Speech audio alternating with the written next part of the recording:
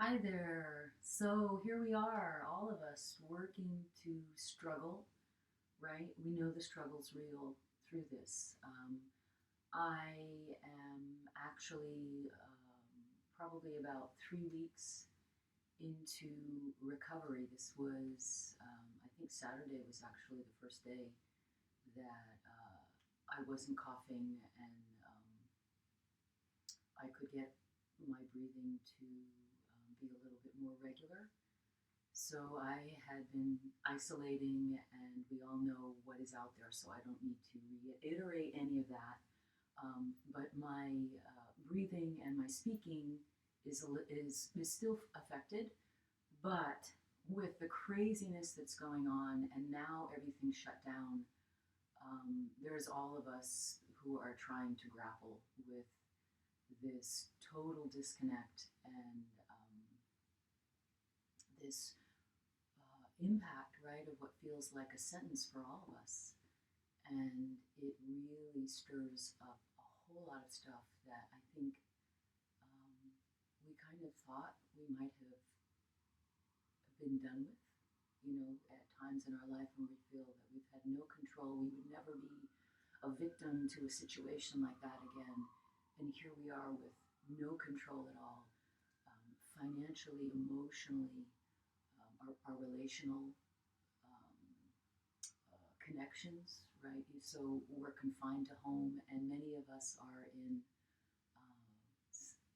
I should not speak for myself, but some of us are forced to be living with people that are really not the best for us. And whether we're married to them or there are family connections, these things can create a whole lot of havoc in and of themselves. So how, right, do we come to some kind of healthy habits again as we are stuck, right? And we have no idea about what the financial impact is because we all know we have bills and mortgages and businesses, right? So there are many small businesses and non-traditional businesses who are just having no clue today about a future. And so the unknown. The unknown is basically the sign, right, in lights glaring at us. So with that, how, right, how do we work to combat that? And so everything now is saying, come to your practice, come to your practice. So any way that you can attempt to come to a practice, whether it's yoga, whether it's, as we know, going for a walk, it might even be something as simple as organizing, right? So the thing you have to look at too is if you're organizing, it's one thing to sort of distract yourself and get your mind off of things, but it's also important to look at the process. So as you're doing it, excuse me, and this is where I'm going to lose my voice a bit, is it's the beauty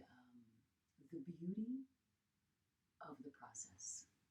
So depending on what it is physically, to sort of inhabit the body, be aware of how it is that you go about whatever you're doing. If you're placing things, what is the body doing in space? What are the feelings in the body, right? So noticing as you start to feel things lift a bit. And it can even be, these are some things that are very, very, they sound ridiculous, but if you have wood floors, so the pattern of the boards, there is, and I'll show you because I used to do this a lot as someone who suffers from anxiety. I used to be extremely OCD, and so my floorboards are a mess. But the lovely part about that is that it makes a walking meditation possible. So if I think about and use the lines of the floor and sort of shift the weight. So I'm on the ball of my right foot and breathing, right? So as we bring this other foot, getting a sense as soon as you go to place the bottom of that heel at the top of the right foot somewhere. So decide on where you feel. Does it feel more natural, right, as you put it in front of maybe the second toe? And as that happens and you start to sort of bring the weight load on to that left heel, right, noticing how the body shifts. And so it's the beauty of bringing the whole spread of the foot onto the floor. And again, it's that idea as we breathe, we're invested in it. So it's this very slow breathing, noticing the body relationally, right, in space. So breathing in as you exhale, you can let go of the knees. Taking a breath in, you can lengthen. You can open the hands. And so really grow this. And then if you know of a traditional walking meditation, there's a way you sort of parcel the feet, and it can be more uniform or not.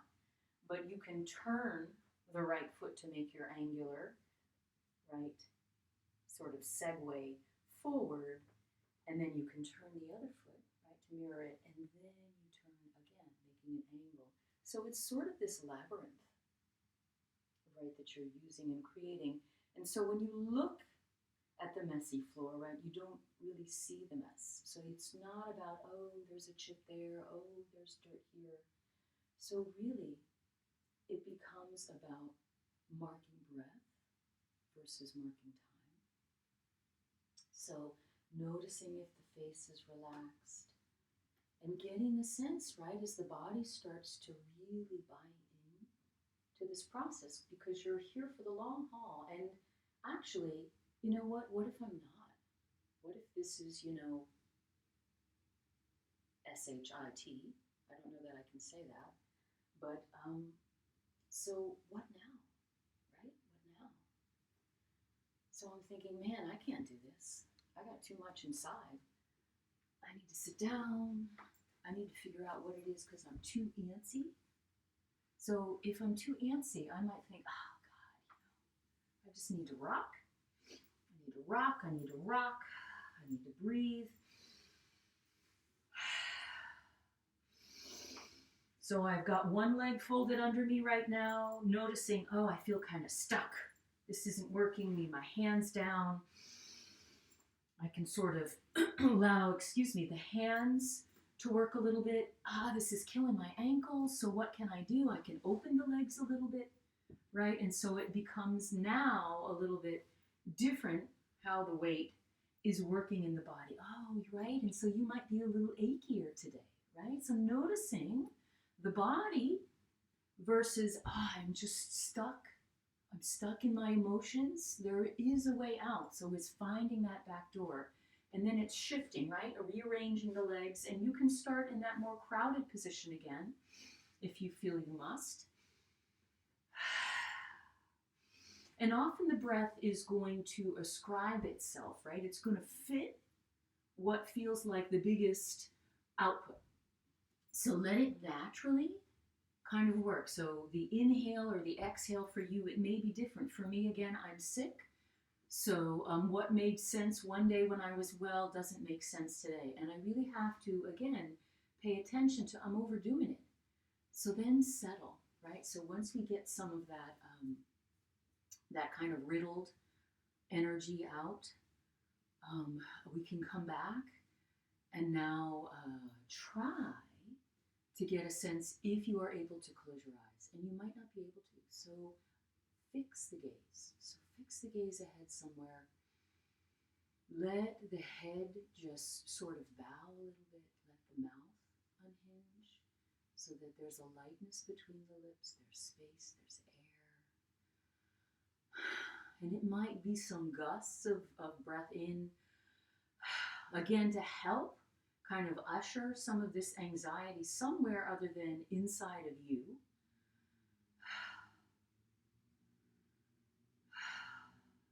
And I don't know about you, but being compelled to constantly tune in, right? We're all We don't want to hear it, and yet, oh my God, my tone again. What could that possibly be? That idea that it's okay, our phone is okay wherever it is, right? That the world goes on. In all of the messages we're getting that it may not, the world is going to go on. So it's again, how do we bridge the gap, right? How do we get to that point? Point A to point B, it's always going to be the journey. Cheese, cheese, cheese. It's, like we hear this all the time. Yeah, Liz. But really, where we can just sort of slow ourselves down. So let's think about some other things that we can do too. I just wanted to sort of bring these off. And this is not going to be a slick video. Slick, is nice. But ultimately, it's about the heart of things, right? So it should really be about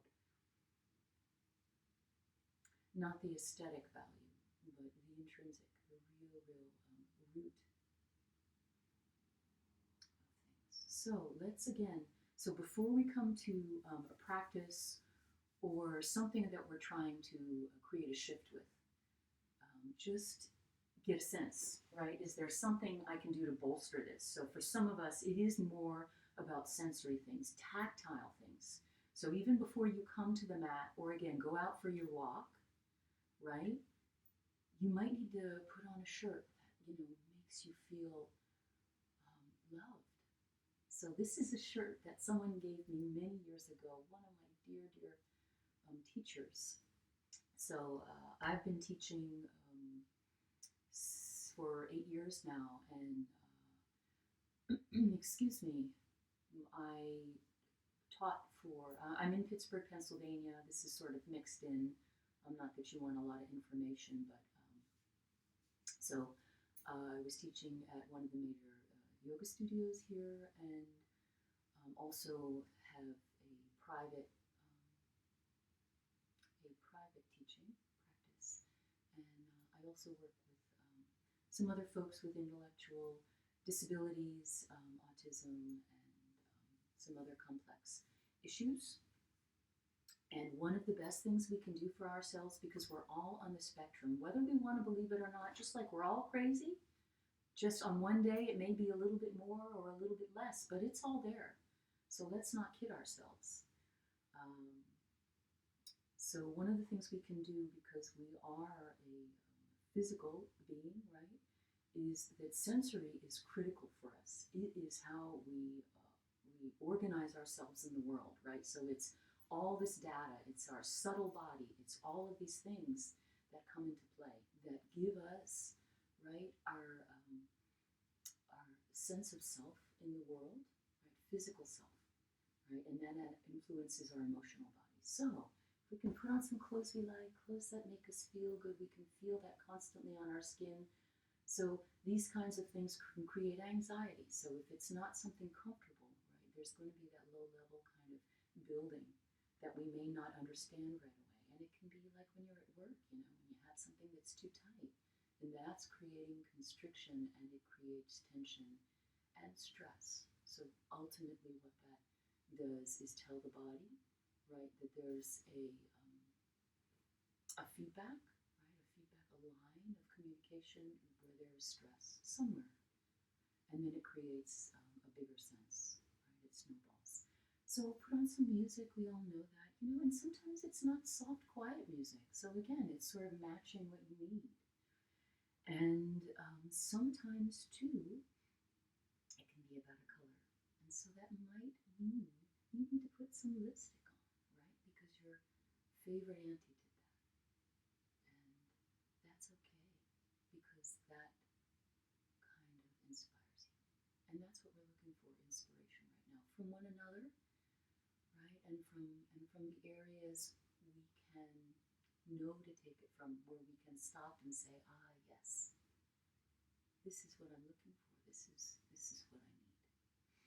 So another thing we can do also is, read. And sometimes, again, you can't read, but you may stop. You may put a book there and say, I need to stop. This is what I need to do. And you don't need to tell yourself, this isn't right, this isn't appropriate. And there are mantras, we all know that. There are a million mantras out there. They can be traditional, they can be non-traditional. And again, we can go back to a color, and it can be, I love to say, when I say the color blue, right? The resonance, so that can become a mantra. Yeah, I'm blue, but blue, blue, blue. Let it kind of find places in the body.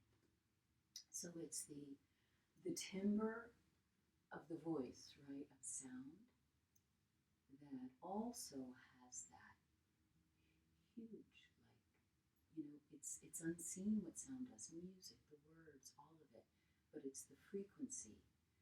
And again, it's the physical, it's the life form that reacts to that. So sound is healing. And it can be damaging, we know that too, like my neighborhood, dogs everywhere, loud noise. And that's another thing, we're home, right? We're in places where many of us have a hard time living. There's a lot of people who don't care, right? We live in close proximity, and they just don't care. And it's hard to be stuck in places like that. And that's part of my own struggle. And we can't make those people care. And a lot of them, they're good people. They don't know better. And that's all there is. So again, it's about bringing us back to these levels of things where we thought, right, that we had an upper hand, and then here we are. And so again, it sort of taps into other things. It stirs the uncomfortable, and that's what it's about. And then another thing, right, is a picture. So if you want to set a picture somewhere, and sometimes that's too hard to look back, so slide it under your mat, right, so that hey, I'm with you. This is my kindred person, and just the idea, if I need to see you, right, because visual, again, for many of us, it's that visual connection. So I was reminded yesterday too about how our thought processes are different. And for me, I had a really hard time understanding why can't people just get it, and they just can't. So it's best not to get angry, right, but to find ways to combat. So I'm going to put that off to the side. I have a blanket. Yeah, this is kind of a traditional yoga blanket, but you could use a big towel or a fleece blanket, which is really great. And I'm just going to set that off to the side. We may or may not use it. But what I did do is I got a scarf. So I didn't want to have to use my formal yoga strap because a lot of folks don't have that stuff. I do have a couple of blocks put off to the side.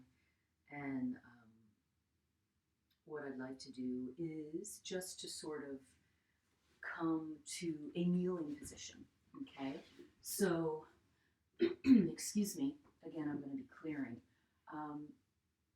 As you come to your knees, so now this is the time to decide too, is as soon as you do that, right, to start moving them, does it feel better wider or closer together? So closer together might mean you look and see that the knee is falling a little more under the hips.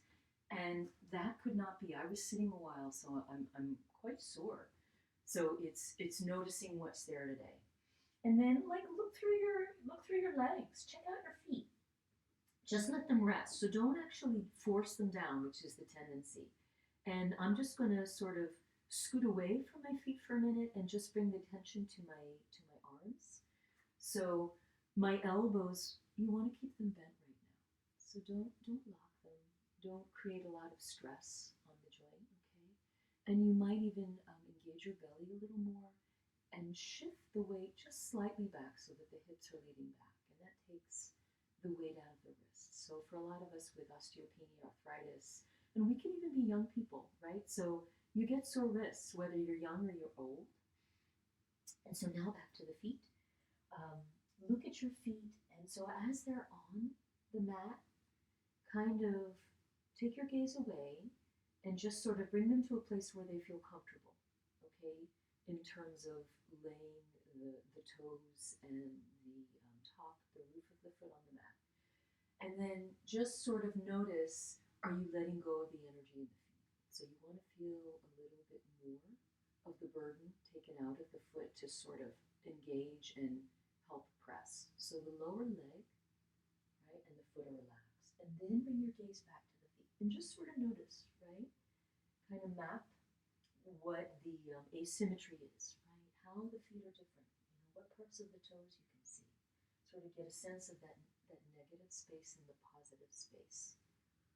Okay, so the positive space is around the foot, right? And just noticing what you can. And you might not see some of the bottom leg on one side. So again, just the anomalies. And then start to actively reach the toes, right? So as you do that, see if you can reach the toes towards the back wall. So you're creating more of a long line from the knee to the toes. And more specifically, think about the big toe, the tip of the big toe. Okay? And if we do that when we're not looking, it almost becomes more tangible, even though we're hands off, right? So we get a better sense that we can harness. Ah, yes, it does feel like the inside of the knee to the inside of that calf, right? Both calves to the arch, I should say, and then all the way to the big toe, the inside of the big toe to the tip of the big toe, and then let that go and start to gently try to curl the toes under. Okay, and if you can get the toes under, start to bring the weight back and slowly take the weight off of the hands. So to do that, we have to engage the core. And then just notice, wow, are my hands cold? Have they lost sensation? I'm going to sort of burrow a little bit, sort of retract my neck, just slightly like a turtle, right? And then bring the chin towards the middle of the throat. Okay? And then gently start to bring the elbows down. But do it again in a way, a fashion that seems a little bit straighter, a little more controlled, not harsh. And then let the elbows come down. And then feel the back of the body sort of start to move back. Like a magnet is what I was thinking, is that there's a magnet and it's drawing your lower back and your hips back. And then so as we're doing this, we have this sort of intense energy at the back of the body, but notice what it's doing to the feet and the joints of the feet. And so if we bring our gaze to the mat, we might also now sort of feel our shoulders draw downward. So there's a sense that the shoulder blade is drawing on to the back. Okay? Both of them. And then on an inhale, let your shoulders rise towards your ears. And if this hurts your wrists or your shoulders in any way, you might bring the hands together. And it could be about a hand on top of a hand. And also that helps ground us. So when we start to feel the body again touching itself, it brings us back to grounding. Ah, yes, here I am in space. So noticing that. And on the next inhale, letting the shoulders rise. And you might even draw the navel center in now. So it's an arching of the back. And on the exhale, letting that go. And so next inhale, rising, arching the back. And on the exhale, letting go. And so take a breath in. And on the exhale, bring the body up. And then lengthen the feet and come back with the hips. Okay? And then see if you can let your hips draw down. If that's too difficult, you might need to come up for a moment, uncross the hands, and bring the knees wider. Then bring the hands back as they were. And then start to gently rock. So slowly what I'm doing is I'm shifting the hips from side to side. And it's also with this idea that the front of the pelvis is sort of drawing forward a little bit. So it's this kind of scaling from side to side, this gentle shift. And you have to pay attention. Oh yes, what's happening at the front of my legs, right? My feet. It is fascinating how the body slowly right, receives this invitation, different parts. Yeah, they want to get involved too. And so let it just happen. So it becomes an organic movement, right? And then slowly take the movement away. Not the breath though, keep breathing. So we're not really focused too much on which part of the breath right now is supposed to be where, are we going to be more traditional with this? What's happening? What's happening is that we're doing the best we can. And so now, take a breath in and exhale it out. So now again, we're going to part the hands, right? So you kept track of what hand was on top. You probably have a sense it still feels like it's on top of that hand. Okay, so take a breath in and come on back up. And let's again bring our knees back to the distance they were and bring our toes under. Okay, and then come back to gently bringing our elbows back down. And this time let's bring the other hand on top. Okay? And so again, we're just going to sort of settle. We're going to take away, subtract what we can where we feel these huge amounts of energy. Why am I even pressing? What am I doing here? You don't have to engage everything. Okay, we're just working on the breath, right? And trying to chase some things away. You may hear some meowing in the background. That is my middle cat. That should say enough. Okay, so there it is. So take a breath in, and on the exhale, just let the shoulder blades slide down the back, just a bit. Okay, so the next inhale, let's go up. And on the exhale, let the shoulders slide down. Okay. Next inhale, shoulders go up, and then let's sort of puff up at the back again. Navel center draws under. And exhale, just letting go. So it's as if the shoulder blades are just melting, right? And maybe widening a little bit on their own. And then on the next exhale, drawing up. Pardon me, on the next inhale. And then exhale, letting go. And then release. And slowly again, take the hands apart. This time, we're going to look at our hands. We're really going to spread them out. We're going to draw the shoulders apart, but try to bring the elbows a little more in line with the gauge of the shoulder line. So if we drew a line from the shoulders, our elbows could be more forward, keeping in track with the shoulders, or the elbows could be directly under the shoulders. Okay, and then let's go to the next connection, right? If we move up from the elbow to the wrists. So the wrist should also be in line.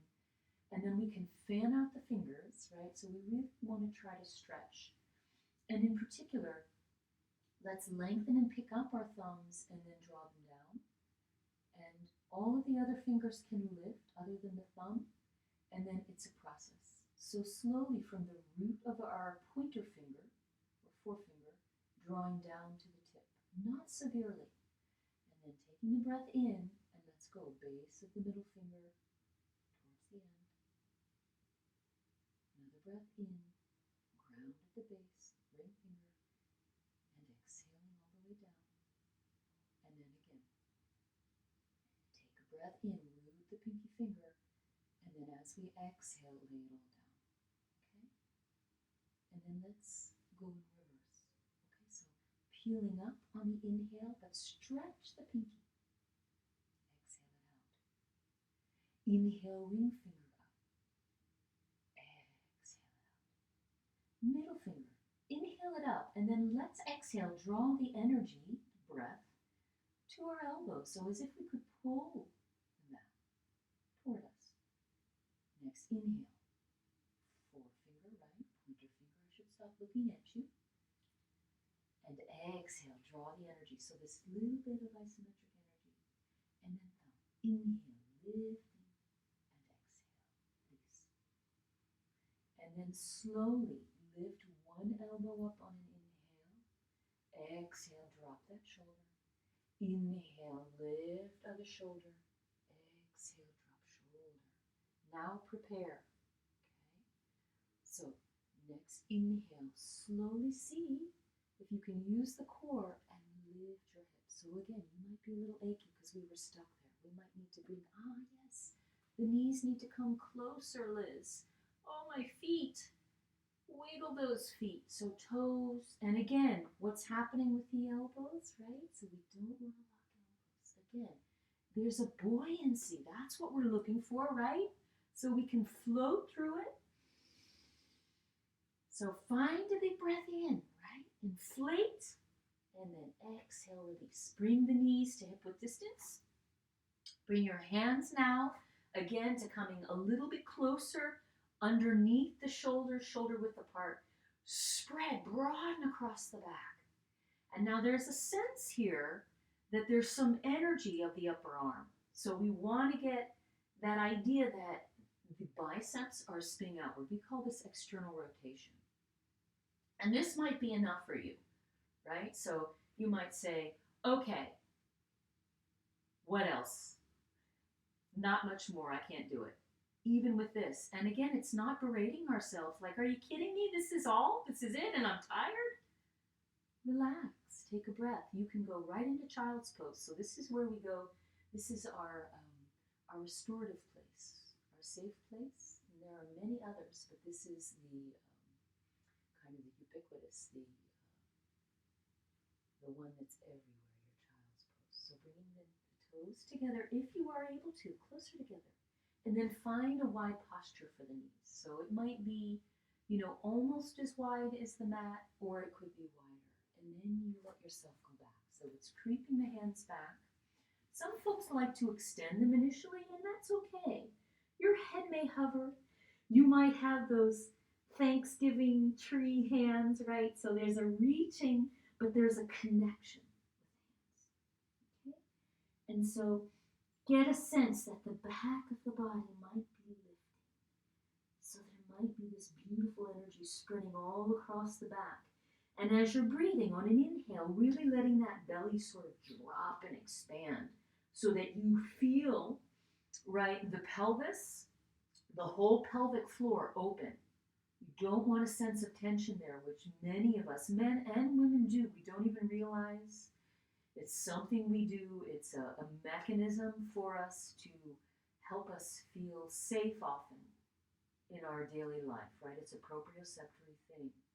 So, taking a big breath in, letting the body expand, and then maybe the shoulders come up a little bit, and then slide the hands back to you. Maybe letting one hand again come on top of one another, and then letting the head rest. And so letting the head rest means give it up. Give away the effort to suspend, support, and then just lightly sort of tucking the shoulders down. And it might be a little bit of movement, right?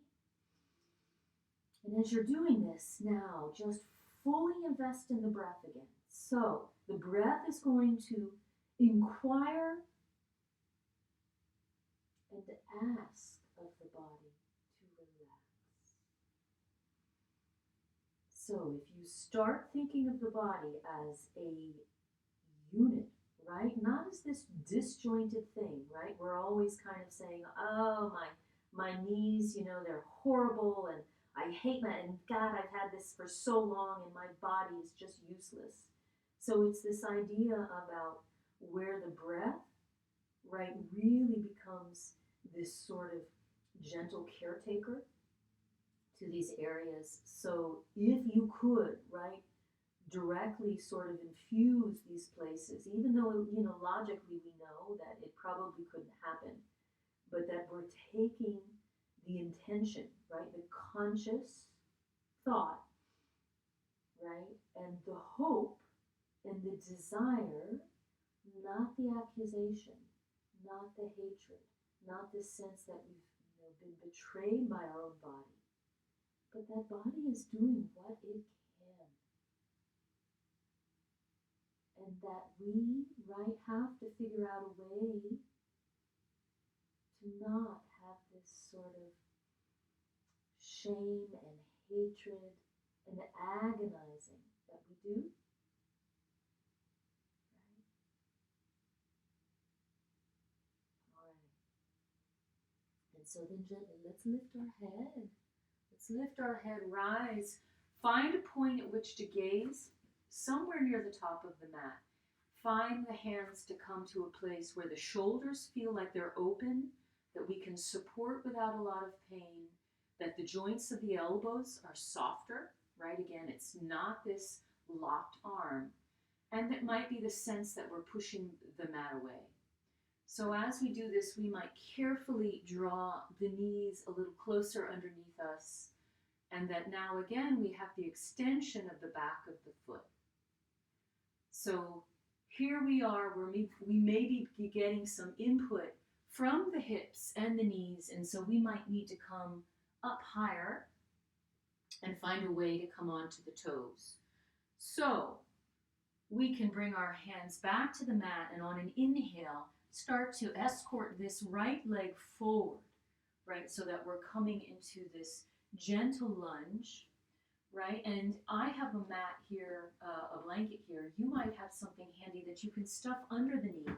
So again, it's not about enduring, right? So the practice has to be something that we can sustain and come back to, and that is not going to do harm. So we don't want to do harm, not to ourselves, not to others. And so finding our hands to rest on our right thigh, we look at the front leg, and it should be about the knee coming over the front ankle. It should be about, if we can, that right foot drawing to a frontward position. So sometimes it's slightly off at an angle. So from the inside of the right heel to the outside of the right toe, think about extension. So reaching, grounding on the inside of the heel, and then grounding at the big toe mound and trying to extend the front toe.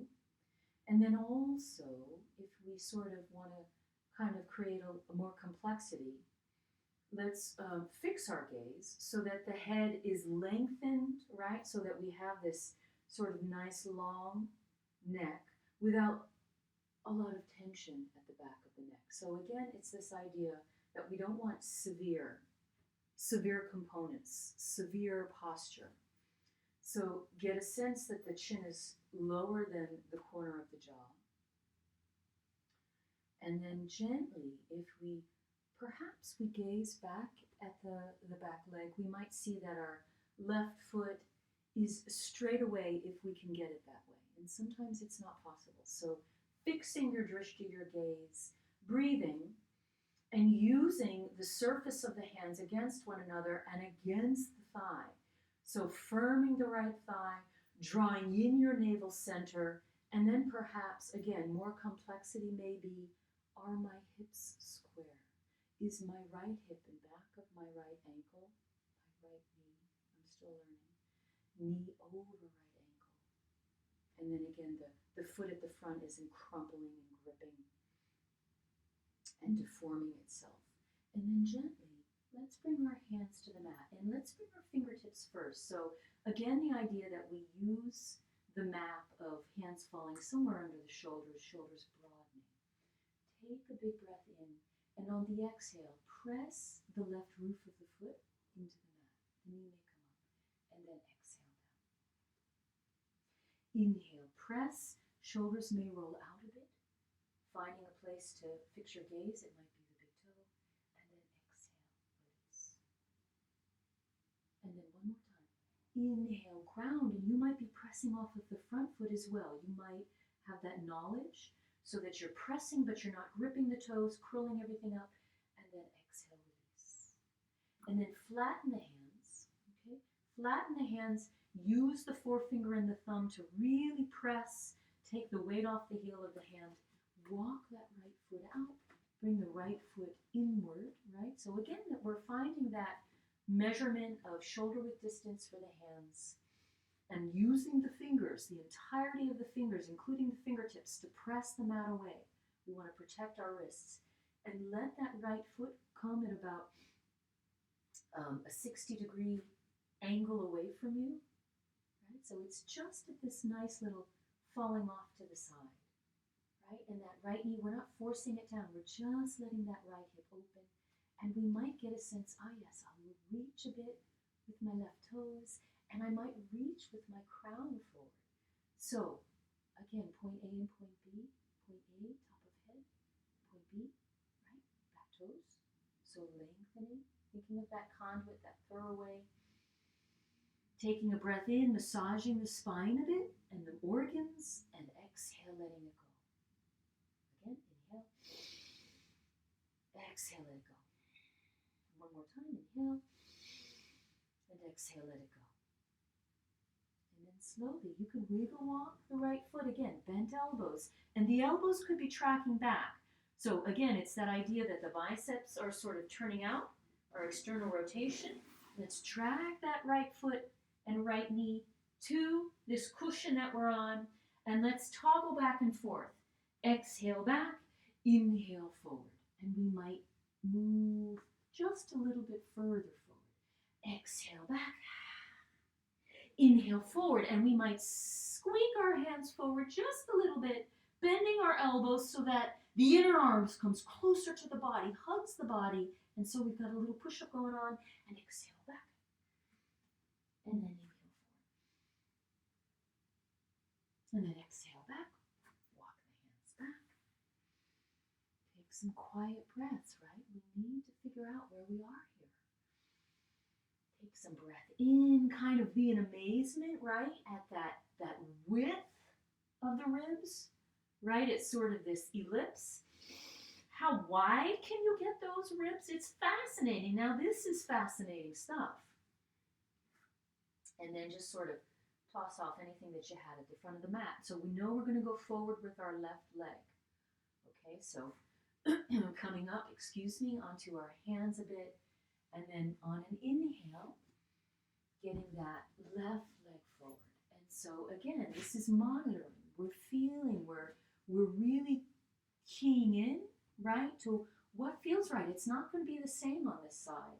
So again, now this foot may need to be further away. We don't know that. So think about the relationship of the left inside of that hip joint right to the pelvis, to the inner pelvis. So that groin area.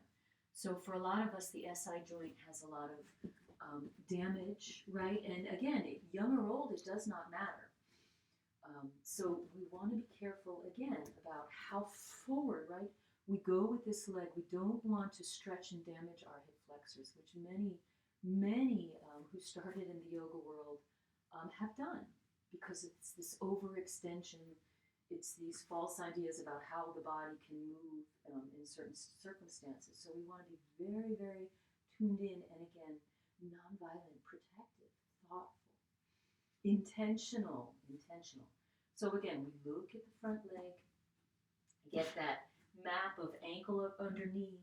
Yeah, I just had to remember, was we talking about this ankle? That's the knee, that's the ankle, that's the knee. So bringing the hands to the thigh. And so if we do that now on this side, we can articulate a little more, and perhaps again sort of up the ante in terms of how we're going to configure this. So we have more awareness, right? We know what happened on the first side. So this side, let's start right away with really getting that integrity of the front foot. So inside of the heel to the front toe, right, lengthening, and then perhaps broadening across the ball of the foot. So you want to anchor at the base of the pinky, okay, base of the big toe. And then perhaps it's the back of the heel. So you have this triangle, right? And I failed geometry, so there. So with hands on the thigh, you have just taken what is the familiar, reverse it, right? So now start to press top hand into bottom hand. Bottom hand may press back up.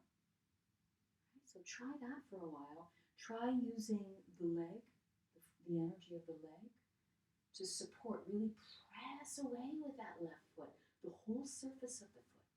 And then plug that left thigh bone right into the head. So what happens again when we start to do this is we start to determine the squareness, right? We have more ability with the squareness of the hips if we can, and then we can press, right, on the back of the foot.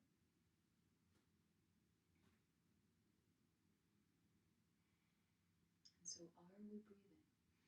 And then we can change the pressing of the hands, right? So again, this is becoming a lot of an energy load, of an output. So let's press into the thigh bone now. And everything is pressing in, right? Everything's pressing downward. Opening the back, leveling the shoulders. Again, our gaze, fixing our gaze. And then slowly let's come down. And so here again, do you remember how we pushed? So on an inhale, pressing and exhaling. And you can do flat hands. I like to do fingertips a lot to strengthen hands. Inhale, pressing. Exhale. Again, inhale and exhale down. And then slowly letting the hands, the flat of the hands, come to the mat. Let's lengthen our neck, which means to draw the shoulders down and broaden. So again, tighter your energy, it's not severe. You might need to adjust with this back knee, right? The right knee and the foot. It could try to extend a bit more. And again, you're not taxing the hip flexors. You want to be very, very careful and keen on what they're telling you. So again, let this left leg sort of flop out. But let's train our elbows inward. And so when we do that, we externally rotate our biceps. There's a little bend in the elbows, and it's almost as if we were trying to create a shelf with the back of the arms for the chest. And the chest may not even be touching, but it's the intention. And then, again, get that effort into the base of the fingers to the fingertips, because your wrists probably are feeling it. So how do we do this, right? Extending breathing, fixing our gaze, and again, point A, point B, point A, point B. Extending, extending, extending. And then release. And here again, this is sort of where we're coming out of this with a little bit of walk, walk, walk, walk, walk, drag back, bring both knees on the mat. And this time, we're going to curl our toes under, and we're going to come on back. And again, if you had something under your knees, you might want to scrunch it up a little bit to try to bring the head to the mat. If you have a block or you have another blanket or something because your head doesn't make it, perfectly fine. Or you need to bring your hands to stuff. So there are multiple levels, right? And if you are able to bring your hands to the bottom of the feet. So if you'd like to do it this way, if you've got your hands supporting you, that's okay.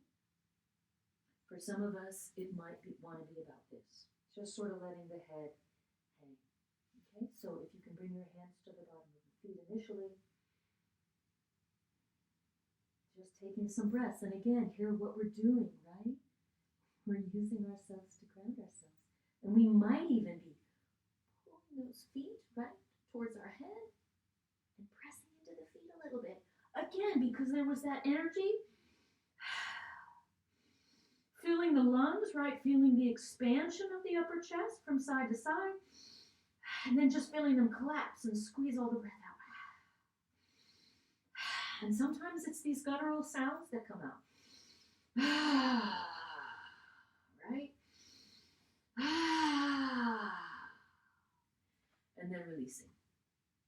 So it's awareness. So now we're going to move this stuff.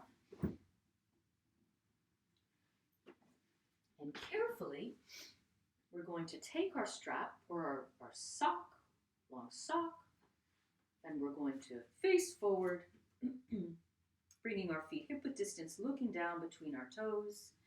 So ankles should be somewhere under our hip bones. It might not work. If we can get our feet to be facing forward as much as possible with the insides of the feet to be parallel to one another. So it should look like nice long lines, and then kind of lift your toes. And when you do that, see where, again, the weight goes, and on which side is it more, and in which heel is it more, and where do you feel it in your hip joint? And then gently start to fan the toes out as you lay them down. And carefully, now start to think about, the underneath of the foot, the surface. What is that like, right? So contextually, right? And soften the face. And then sort of get your hands to come on your prop to the width of your legs, right? So your thumbs are going to hit your thighs. And then create some energy. So energetic release is what we're looking for, and engagement. So opening the shoulders, lightly drawing the navel center in, and then reaching with your tail towards the back of the heels or the earth. So there is more of a neutral pelvis.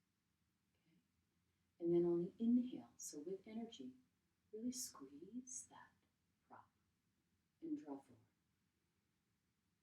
And then on the exhale, let the energy go of the hands, let the breath go.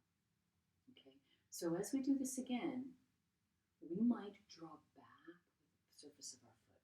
Okay, so like we were trying to slide backwards, and notice how that engages your thighs. And then exhale, release that. And just sort of let your knees relax. Right? And just take a breath in and out. Inhale, crown lifts, the back of the head starts to reach up. So the chin is not protruding. It's just a little bit weighted. And exhale. Again, one more breath in. And then breath goes all the way down to the feet. And now, on the inhale, just squeeze and try as you go up to leave the shoulders heavier. Okay? And this may hurt some of us. So some of us have lots of issues with our shoulders for whatever reasons. And then exhale down. So it's really not about the severe energy of the hands. So as we do this next, let's start to lead and puff up the chest and have the head just sort of reach up and back. And then noticing the space right where you feel it in the body. Exhale down. So don't just let the momentum of the arms thrust down, right?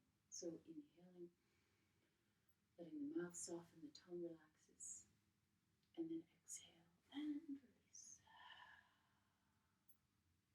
And then let that go. Let that just float over to the side. And then I'm going to turn to the side. You just stay, you can stay forward or facing your mat. It doesn't matter. I'm actually going to come off my mat a little bit. So I'm sorry if that bothers you. It would have bothered me too at one time. And then so on an inhale, turning the hands up, getting a sense at the top that you're stuck. So the needle is stuck, right? So hands come together, feet are grounding, and so bring your attention to your lower back. There's probably some space there, right? And your tail may be reaching away, so there's a large, pronounced curve, right?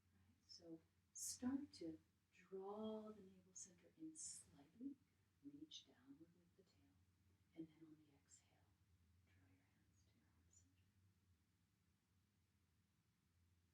Inhale up. So fix your gaze. Let your shoulders go up. And then on the exhale, let the hands part, face out. Draw the navel center in, firm the lower belly. Let the knees bend. So the knees have to soften to accommodate this first part. Inhaling up.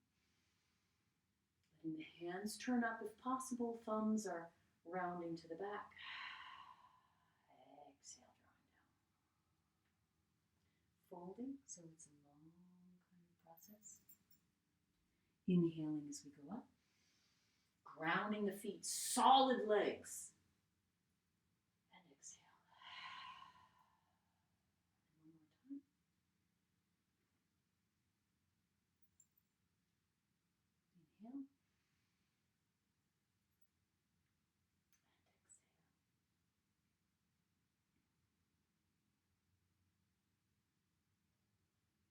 Gently. Face forward if you're turned in the other direction, and sit down. And then let's stretch our legs out forward, bring our hands to the back, turn the fingers out, spread the fingers, and again, really use the surface. So when the body hits the ground, you need to use every inch of surface as the body connects with the ground. I look out the window a lot, and I apologize because it's really weird. But it's just a habit, right? We have these habits. They help us get us through sometimes, right? We try to work on the ones that take away from us, from others. And this is a really good footnote. This is a super good time to really look at the ways, right, that we can stop complaining as much as we can. We have all been, right, this society of complainers, especially with this. Who could blame us? But let's all try to pay more attention, right? Next time we say something, is it a complaint? Right? Does it do any good? Does it do any good for the most part? Right? Okay, here we go. So reach away with our heels. Take a breath in, and on the exhale, to one side. Doesn't matter which side. Inhale back to center. Exhale to the other side. Now you can spread your toes. You could draw your hands a little closer. You could not lock your elbows. Let's bring our toes back to center just while I say this. Not locking the elbows. There's a sense that you could try to hug the body with the inside of the arm, and this sort of facilitates the opening of the chest. Okay? We don't want to drop the head back. We still want to get a sense that there's lengthening of the spine from the bottom to the top. Okay. So now, as we do this, so again, sort of get these kind of angular feet. Maybe get a sense that you're connecting a little more, and you might need to move your bottom out of the way a little bit more to create more connection. So again, press the ground away with the hands, stretch the fingers out, energize them. Take a breath in. Now on the exhale, we're going to go to one side, but we're going to pay attention to the back, the underside of the body, and the heels. Okay? And then inhale.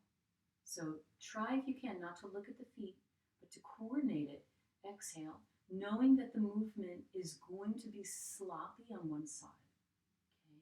You might be shaking the longer you take to move through the movement with energy, the more it requires. And then exhale back. Okay? And then one more time. And then release. Let your feet sort of score across the floor there. Exhaling to one side, inhaling to center. Exhaling, you might notice, my sits bones, they are rocking and lifting. Let's go with it. So this is another way that we help, right, to combat some of these things. So pattern, right? Pattern in movement, pattern in sound. Of course, we know pattern in thought, and that's what we're trying, again, to sort of change the circuiting, right? Change these patterns when we find ourselves moving back, right, to the uncomfortable place, to the unproductive places. We change it. It's redirection at its basic level, right? And then back to center. So bringing our hands to our heart center. And you could close your eyes or not, just bowing your head.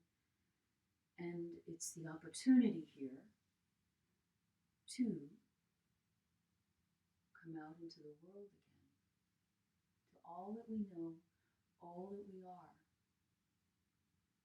with newness, with the opportunity that there is always change. We know that it's temporary. Everything is temporary. As permanent and difficult as it may seem. So the belief, right, that nothing will be the same. Even when it looks the same, it's not the same. It's what we put on it that makes the difference. So, with that, taking care of yourselves and trying to understand that the fear has to really find a way right out of us. So do what you can. Do what you can. Even if it means creating with things that are non-traditional, right? And playing. And it doesn't necessarily mean playing on your phone. It means just really working with that brain as if you were 4 years old, right? Or as if you were 10 years old and you were stuck inside and had to come up with ways that, who would have thought it? Remember we used to do crazy stuff with sticks and bubblegum wrappers, and we used to draw with rice, make pictures out of rice grains. I mean, that's the beauty of humans, is we have the ability to be ingenious and resilient. Not just Americans, humankind.